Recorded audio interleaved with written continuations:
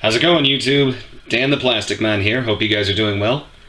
Well, we have a momentous video here for the channel. We started with the unboxing of the High New Gundam version Ka, and now here it is in all of its white and purple glory. So, I've built 4 Verkas in my life. This guy, Sinanju, Unicorn, and Wing Verka. Out of the 4 of them, this guy has been my favorite so far, but he is far from perfect. I'll go ahead and say that. First and foremost, I am not taking my hands away because he is back heavy as sin. So, to counter that, use this little clear kickstand that I mentioned in my accessories and weapons video. But let's get right down to poseability. Starting with the head, we can actually lift the head up this far, which could be used for flying poses if you wanted to do so on the stand. The head will turn, and just gotta watch for the collar and these chin pieces here. Or actually, I'd call those cheeks, but I'm not gonna chance trying to get him to do a full 360. Head can move back and forth on a double ball joint. And that's it for the head. Shoulders have this really unique gimmick where they can pull out like this, and then you can try to bring the arm all the way across.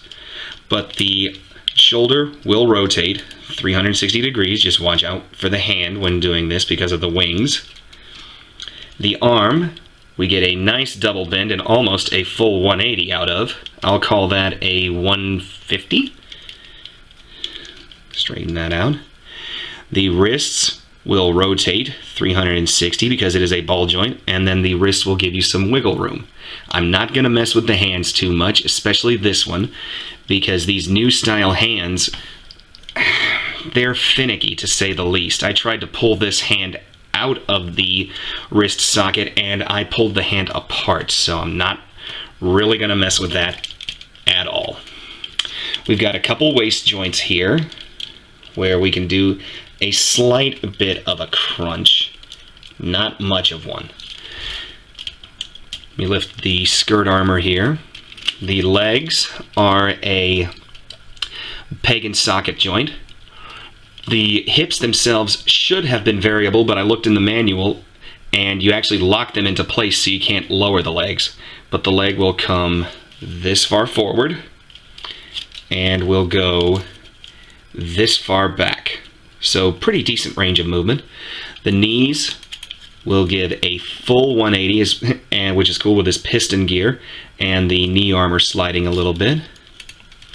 The ankles, from what I can tell, are a carbon copy of the new Gundam Verka. So we've got some really good motion for the foot right here. That far down, that far up. Like I said, we can definitely try to break some ankles with these poses. The feet themselves, the toe will move that far forward, that far up. And then we've got these little clamps, which, if I remember right from Char's Counterattack, the only suit I ever saw use clamps like this was actually the Riga Z that Amuro was piloting in the very beginning. He used it to actually grab onto the asteroid and stabilize himself for a minute right before Char's Saber showed up. So that's the clamps. Okay, and that's the poseability of this guy. I'm bringing in the kickstand. I am taking off a fuel tank, not by choice, but it literally just works up back in there and pegs in. Let me put the propellant tank back on. Yeah, this guy is pretty delicate, if I'm honest. He's bulky, he's big, but you do want to be careful. You can't just willy-nilly him into place. So, the wing binders can move back and forth, and that is it. Let me turn my camera up just a little bit. This spine on the back, which is just extra boosters, can move this far. As a matter of fact, let me do that one more time. Camera angle was bad. The propellant tanks themselves can move about, I'll call it about 70, 80 degrees.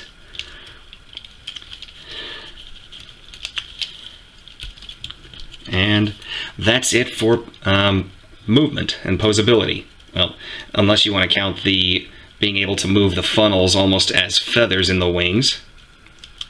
Now for accessories and gimmicks. Here's the beam rifle. We'll go ahead and put it in his hand. Like I said, be very, very careful with these hands. I have had, I'm not going to say a mountain of issues with them, but they have their joys. Pull the peg down, and we'll go ahead and get the peg in the gun opened up, like so. And then from what I understand, you just plug it in and it's not going to be dropping anything. So, if I can get it to actually plug in. Don't you dare break on me. There we go. I'm not going to bother closing the fingers into the gun because that's just going to take a little bit of time. But yeah, that is how the gun plugs into the hand. It's not dropping it.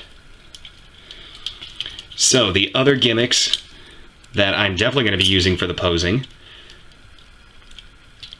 will be the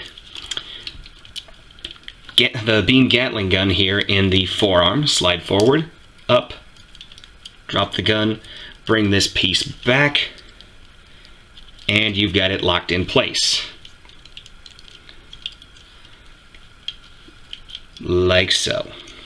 You can actually also take the beam saber blades and plug it in right here.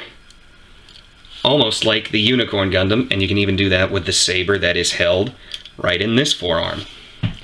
And get the other blade if I brought it down, which I don't think I did. Actually, I did. Here it is. So yeah. Plug that in like that. And you can try to do some kind of cross-X Wolverine style posing.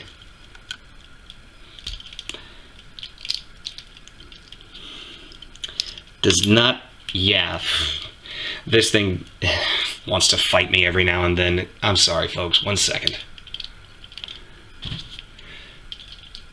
Okay, now we've got this back in. I had to do that off camera. Alright, let's take the shield and plug this into the arm. This is actually one of the things I really like about this guy. Once we get the shield in and bring it down, what I like is that the shield is, right now, it's in the way with the wings, but when the hinge system on it actually allows you to pretty much pull it flat against the arm. And that is a very cool posing feature. Alright.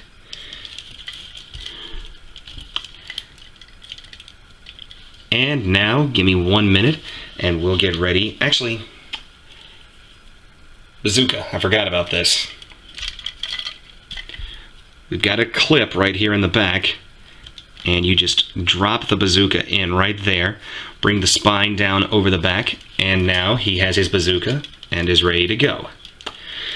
Now, as with Unicorn, New Gundam, and Sazabi, this guy's got a slight alternate mode. Give me 1 minute, I'll be right back and we'll get into that mode. Alright, now let's go ahead and open this guy up for his speed mode. We'll start with the shoulders. We pull this piece out, lift this part of the shoulder up, pull down on the, I'm going to call this shoulder skirting. That's one. There's the other.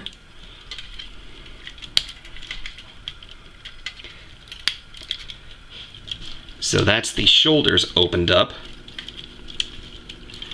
Now, the next piece that will open up is the back skirt armor.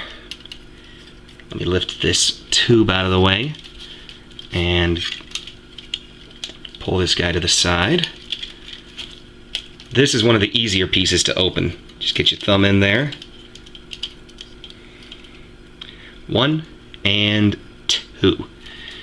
Let me do this on the other side real quick. 1 and 2. And that takes care of the skirt armor opening up. Now for the legs. The legs are the difficult piece. Let me turn my camera down so I can actually have this guy on the ground while I do this. First and foremost, let's lift this piece up, exposing an extra thruster underneath here. This center plate lifts up. Then you grab the side plates and just slide them open. It's a very interesting gimmick the way you put these pieces in when you armor the leg up. Let me get the funnels out of the way. That's one leg. Let's do it again here on this leg.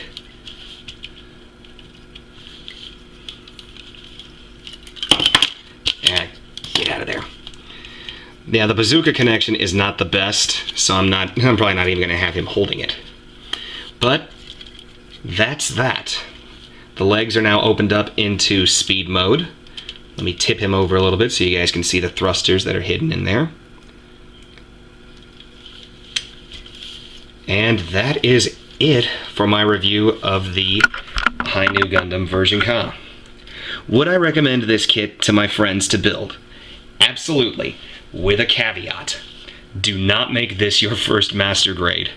I actually built the first gen New Gundam master grade as my first master grade. This thing is not to be messed with if you have no experience. This is definitely what I would call an advanced kit. So, let's have a couple size comparisons. Just because I just finished my review. Here's the Stormtrooper. Let's compare him to a standard size mobile suit. Get him off to the side. Here's the Master Grade Gelgoog version 2.0. And this comparison, I'm doing it because it came out in the same year, and a lot of the videos I've seen, it's always been these two kits that people have picked for the best master grade of 2014, and it's the Turn X. So, yeah, I mean, I loved building this. I would definitely do it again. I will recommend this kit. Is it the detail monster that the New Gundam Verka or the Sazabi Verka? Not in the least. This is actually pretty plain Jane when it comes to detailing and panel lining. But yeah, I would definitely recommend it. If you can get it for a good price, you won't be disappointed. So, thank you guys for watching the video. I hope you liked it. If you did, leave a like, subscribe to me, and leave a comment. I love reading the comments, guys. So I will see you guys at the next video. Oh, and before I forget, spring is upon us. So that means flowers, rain, storms with lightning. Coming up in just a little while. See you guys next time.